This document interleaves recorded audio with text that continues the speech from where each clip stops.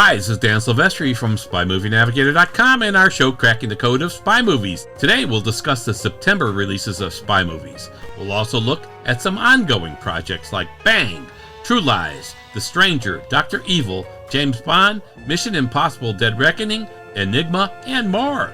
We have a busy episode today, and we're going to start this episode by discussing a fun and unique way that one company is celebrating the 60 years of James Bond movies. We'll talk about some others later in this episode. About 60 miles north and west of Chicago is the Richardson Adventure Farm. Among their annual event calendars is what they call the world's largest, most intricate corn maze. Well, this year they're celebrating the 60 years of James Bond movies with their 28-acre maze.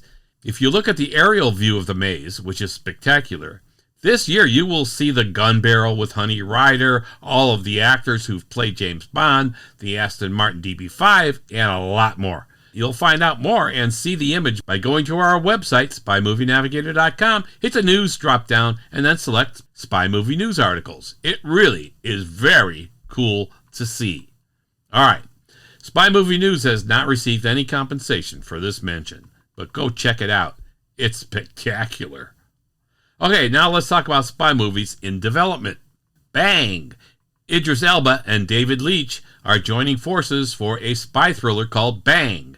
Elba will be starring as the world's most famous spy. His assignment? Well, it's to kill the author of a series of novels created by a group that wants to start the apocalypse. Matt Kindt and Wilfredo Torres created the comic series Bang that this movie will be based on. Kindt and Zach Olkovich will be creating the adaptation for the movie. David Leitch, who directed Atomic Blonde and most recently Bullet Train, will be directing this feature. We don't know when it will be filmed or released, but this sounds like a good one. Netflix will be the platform to deliver Bang. Matt Kindt is on a hot streak with Netflix. They've also picked up his Mind Management series, which is about a government agency of spies. They will be turning this into a Netflix series, with Kindt getting set to release another comic series called Spy Superb. Can Netflix get a movie and 2 series out of Kindt's work? We'll have to wait to find out, as nothing on Netflix Spy Superb collaboration has been announced. True Lies. We've mentioned the upcoming True Lies television series in a few Spy Movie News episodes now. In the upcoming CBS series, Steve Howey will take on the role of Harry. Ginger Gonzaga will star as Helen. As a reminder, those roles were played by Arnold Schwarzenegger and Jamie Lee Curtis in the movie. Omar Miller will take on the role of Gib, who was played by Tom Arnold in the movie. We got some encouraging news on this one. In an article on MovieWeb.com, Howey says, quote, "We're not going to do the Arnold Schwarzenegger, Jamie Lee Curtis movie. It's a classic. That stands alone. We're doing something else, and we're doing our own thing, but that's based in that system," unquote. We're very happy to see that this won't just be a copy of the movie. It is so easy to get caught in that trap. As Howie mentions, the movie is a classic. Let's see where they take it. The Stranger. Sometimes a true story needs to be made into a movie. Premiering at the Cannes Film Festival this year, The Stranger is expected to be launched globally this October. This is a Netflix movie that hit Australia this month. It is based on a real-life undercover operation in Australia. Joel Edgerton and Sean Harris star in the movie. The description of the movie says, quote, "A friendship forms between 2 strangers. For Henry Teague, Sean Harris, worn down by a lifetime of physical labor, this is a dream come true. His new friend, Mark, Joel Edgerton, becomes his savior and ally. However, neither is who they appear to be. Each carries secrets that threatens to ruin them. And in the background, one of the nation's largest police operations is closing in," unquote. As a note, Netflix had a series in 2020 with the same title, but on a different topic. Enigma. A movie described as a cross between James Bond and Tomb Raider has been picked up by Thunder Road Pictures. Enigma, written by Cat Wood, is called, quote, "an original contemporary supernatural spy thriller," unquote, on Deadline.com. The movie is about a British spy called Emma Taylor. She needs to hide a dangerous artifact, keeping anyone from ever finding it again. We haven't seen anything about production or a release date, but we'll keep an eye on this one. As you know, we like spy movies that have a different twist than the genre usually produces. All right, it sounds like we have that in Enigma. MR9. We talked about MR9 in our June 2022 spy movie news. This is a spy movie based on the Masut Reina novels starring Frank Grillo. The cast is filling out nicely, as it has been announced that Kelly Grayson is being brought on to play Gia, the lead henchwoman. Chief of Station. Set to begin filming later this year, Chief of Station has announced its leads. Alec Baldwin will play a former CIA station chief. He teams up with a rogue agent played by Olga Kurylenko after finding out that his wife's death was not an accident. We've not seen any estimated release date for the Chief of Station yet. Dr. Evil. All right. We've been talking for quite a while about a new Austin Powers movie, and we hope we get one. Well, MovieWeb.com tells us that New Line, quote, would like to make a Dr. Evil movie, unquote. The article posits that the success of Joker, which was also focused on the villain, means that Dr. Evil could work. We will just have to wait and see if anything finally happens in bringing out the fourth movie in the Austin Powers franchise. Spy Kids. Another upcoming spy movie that we've talked about in the last few spy movie news episodes is the Netflix reboot of Spy Kids. Now we find out that DJ Katrana has signed on to appear in the movie. We don't know what his role will be, but things seem to be moving quickly for this still unwritten movie.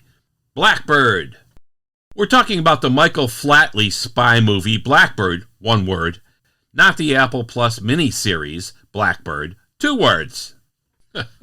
We mentioned this movie in last month's Spy Movie News and said that it would only be in theaters in Ireland. Well, it looks like they have added some new theaters in the UK, including the Prince Charles Cinema in Leicester Square in London, and will also show in the city of Bristol. We believe it may hit other UK cities too, but we haven't found confirmation as of our press time. Mission Impossible. All right, let's look at Mission Impossible 7. Variety.com tells us that, quote, Paramount has reached a confidential settlement with Chubb, its insurer, over claims arising from repeated COVID-19 production delays on Mission Impossible 7, unquote. The lawsuit came about in August 2021, with Paramount claiming it was owed much more than what Chubb was claiming. Okay, so let's move on. Mission Impossible 8, this is important. Mission Impossible Dead Reckoning Part 2. I'll never get used to that name. Okay. Anyway, we have a bit of Mission Impossible Dead Reckoning Part 2 news. First, more of the cast has been flushed out as filming has begun. Holt McCallany is joining the movie and will be playing Secretary of Defense Bernstein. Mindhunter fans will remember that McCallany played Bill Trench in that series. He was not in Dead Reckoning Part 1, so it will be interesting to see how his role plays out and if it is set up in Part 1. Next, we have an article on digitalspy.com with the headline Mission Impossible 8 might not be Tom Cruise's final outing as Ethan Hunt.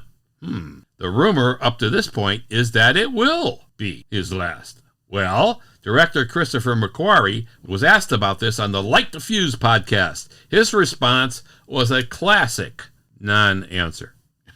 You gotta hear this.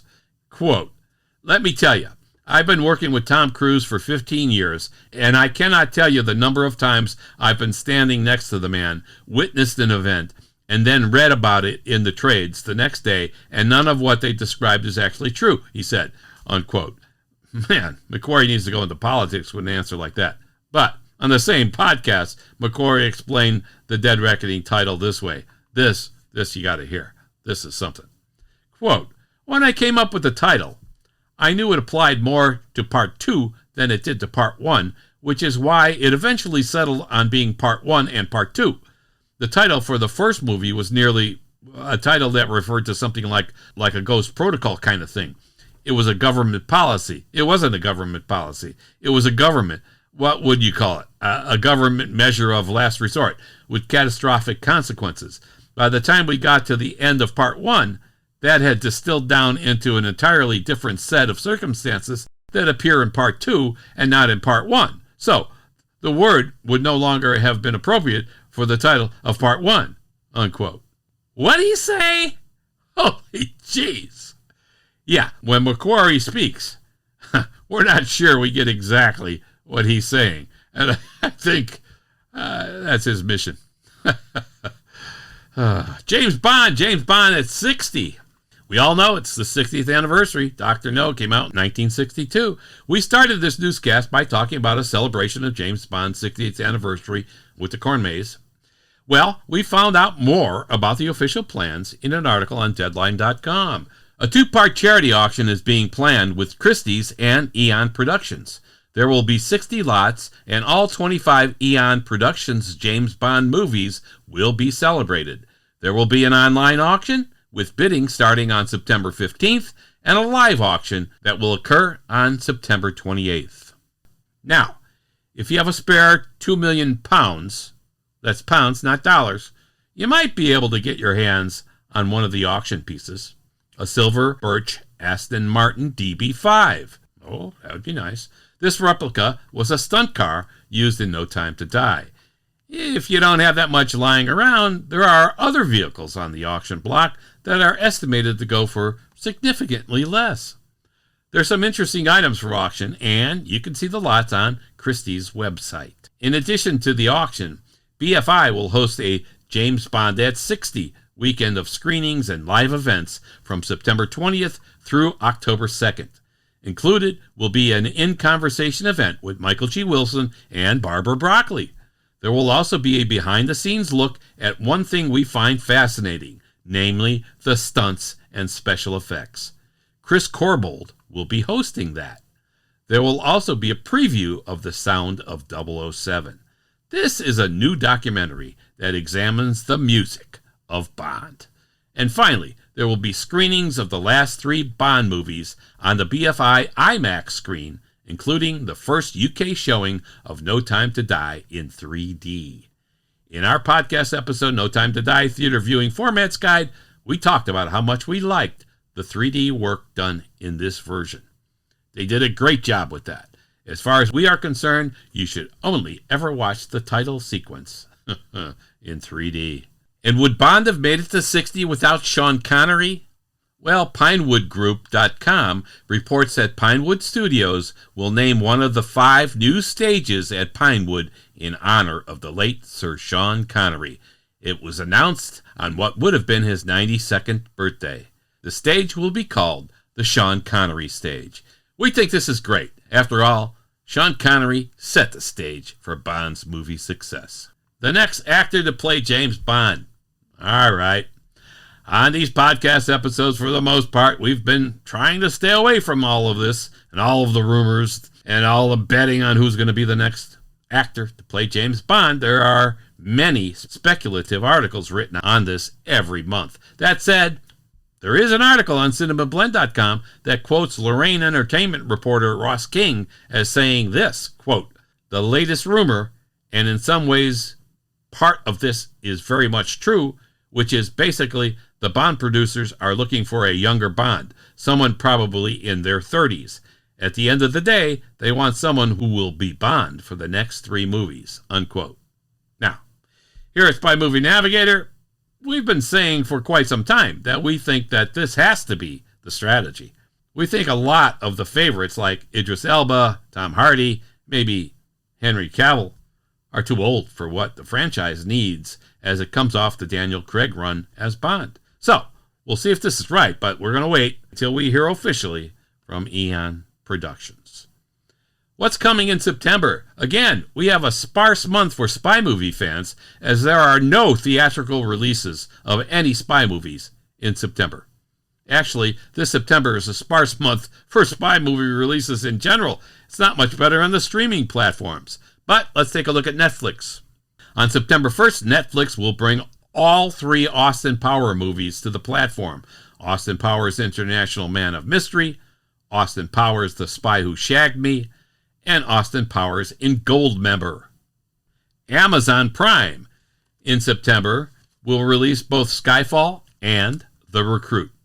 And that's about it for spy movies released in September 2022. In Memoriam. In today's In Memoriam section, we remember 5 people who have had an impact on spy movies who have passed this month. Bernard Cribbins. Bernard Cribbins passed at the age of 93. Among Cribbins' 122 credits on IMDb are such roles as Felix in Hitchcock's Frenzy and Wilfred Mott in the TV series Doctor Who. Spy movie fans may remember him as the taxi driver in the 1967 version of Casino Royale, as well as 2 appearances on the Avengers TV series. Wolfgang Petersen. Director Wolfgang Petersen passed at the age of 81. Petersen was nominated for both the Best Director and Best Writing screenplay based on material from another Medium Academy Awards for The Boat, Das Boot, in 1981. In the spy world, he directed Air Force One and In the Line of Fire. Gene LaBelle. Hollywood stuntman Gene LaBelle died at 89.